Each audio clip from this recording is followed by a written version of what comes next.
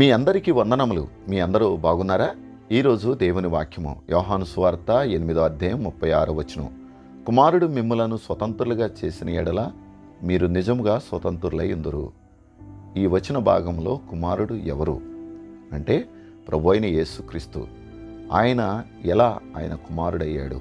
పరిశుద్ధ గ్రంథంలో దేవుని వాక్యాన్ని గనక జాగ్రత్తగా గమనించినట్లయితే, దేవుడు లోకమును ఎంతో ప్రేమించెను కాగా తన అద్వితీయ కుమారుని యందు విశ్వాసముంచు ప్రతివాడు నశింపక నిత్యజీవం పొందినట్లుగా ఆయనను అనుగ్రహించినని దేవుని వాక్యంలో చూస్తాము.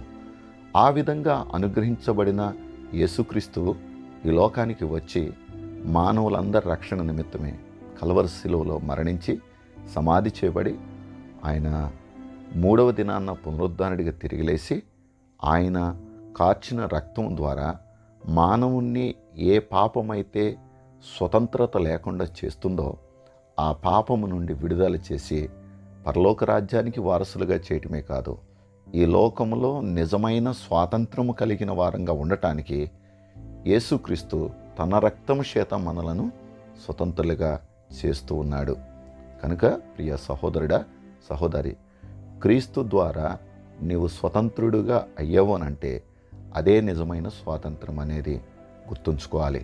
ఎందుకంటే శరీర సంబంధమైన స్వాతంత్రము అది కొంతకాలమే ఉంటుంది, కానీ శాశ్వతమైన స్వాతంత్రము ఆధ్యాత్మికమైనది. ఆ శాశ్వతమైన స్వాతంత్రము నువ్వు పొందుకోవాలంటే యేసుక్రీస్తుని నీ హృదయంలో చేర్చుకోవాలి. అలా యేసుని చేర్చుకుని లోకములో దేవుని బిడ్డగా జీవించుదువుగాక, నిజమైన స్వాతంత్రముతో ఉందువుగాక. ఆ కృపలో మిమ్మలను మీ కుటుంబాలను దేవుడు నిలబెట్టునుగాక. ఆమేన్.